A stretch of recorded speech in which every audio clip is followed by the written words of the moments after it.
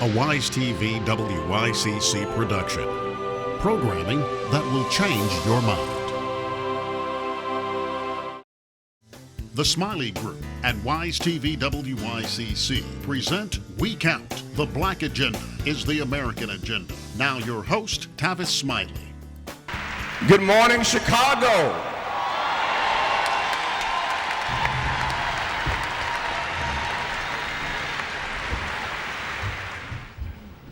Today's conversation is really about, as I said earlier, an African-American agenda.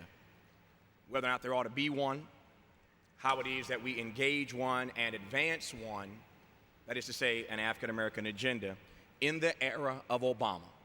How do we advance an African-American agenda in the era of Obama?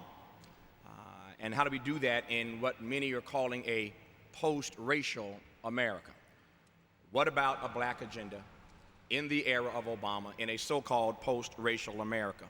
I'm joined at this table by a number of distinguished Americans. I'll introduce them as we get to them in this conversation, but it's important for me to say at the top of this conversation that everything said around this table, and I hope when you get involved, everything said in this room will be rooted in love. That everything said at this table and everything, y'all didn't clap loud enough on that.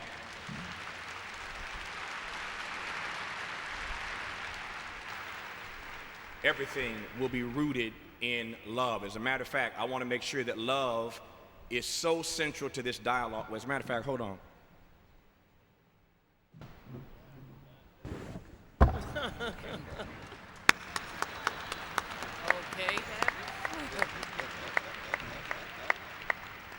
We're going to keep love at the center of this conversation all day today.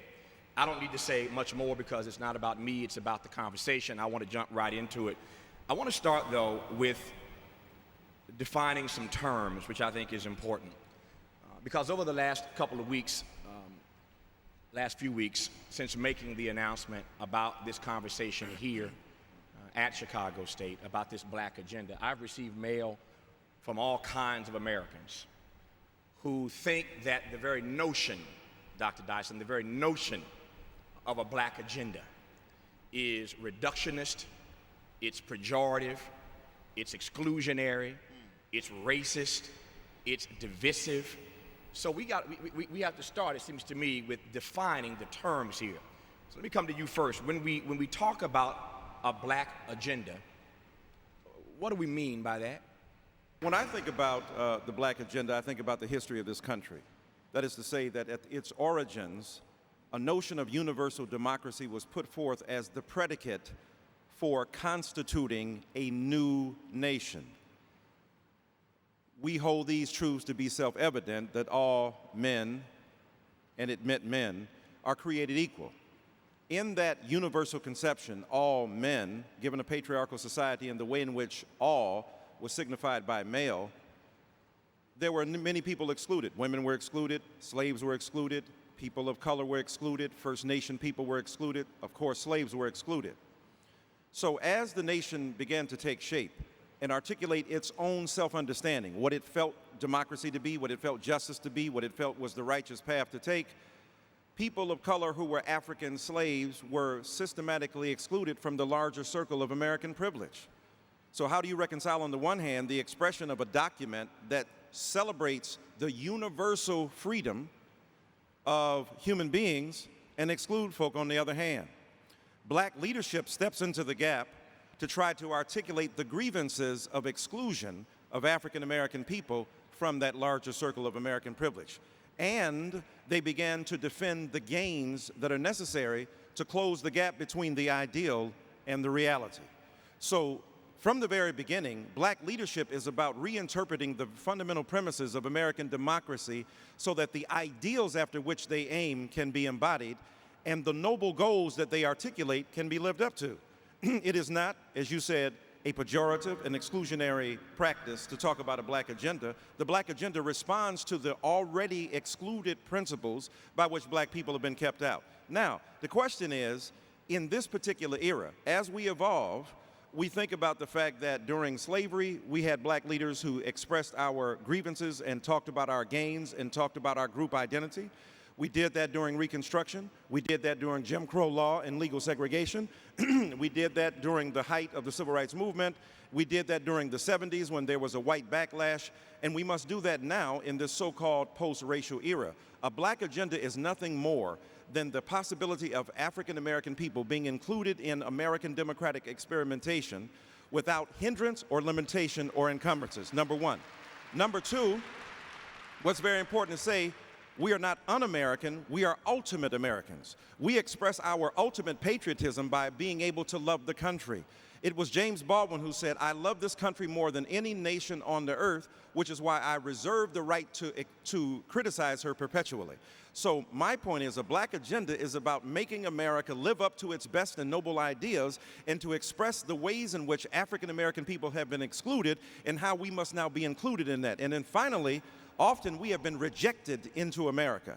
We have been seen as the litmus test for what is authentically American only after we have defined what is not American. A lot of people did not see Martin Luther King Jr. as a hero. A lot of people did not see W.E.B. Du Bois as a hero. A lot of people didn't even see Nannie Helen Burroughs as a hero, or Fannie Lou Hamer, or Ella Baker. These are people who had the temerity, the unabashed gall to stand up against America and say, "No, you ain't doing it right.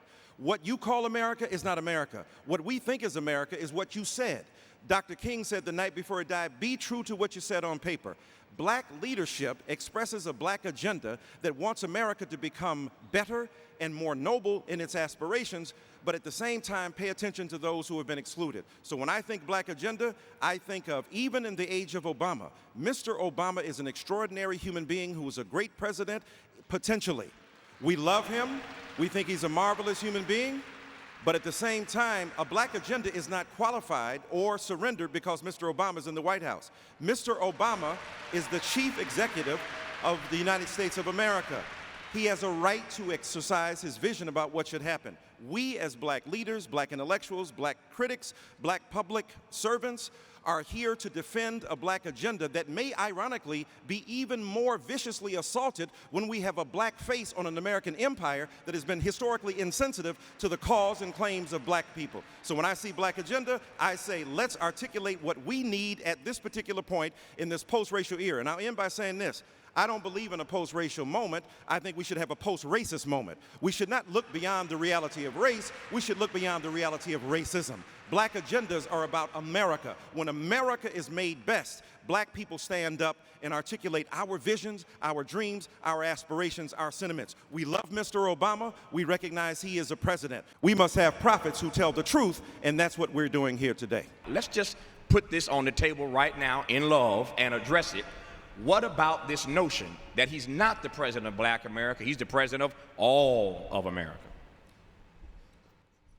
First, I just want to say it's a blessing to be here. It's always a joy to talk about loving black people. We got to start with that notion that black people are worthy of being loved, and when you love folk, you hate the fact that they're being treated unfairly. You loathe the fact that they're not living lives of decency. I salute you, though, brother. Anytime I think of a black agenda, I think of Frederick Douglass, I think of Ella Baker, I think of A. Philip Randolph, I think of Martin King, I think of Malcolm X. What was it about all of them that they loved black people enough that they were willing to live and die for black people? They began with black folk on the chocolate side, and it spilled over to vanilla sides and red reservations and brown barrios and yellow slices. But it started with mama and daddy, it started with grandmama, and went on with the Jamal and Letitia. Now, so when I hear Brother Obama say he's president of all America, I say absolutely, and I am glad that you are. But one, black people help make you president of all of America. And you come out of a tradition of a people that said we love the least of these, the poor, the orphan, the widow, the fatherless, the motherless, and we acknowledge that anytime you talk about black folk in America, you're talking about a state of emergency, especially for black, poor, and working people.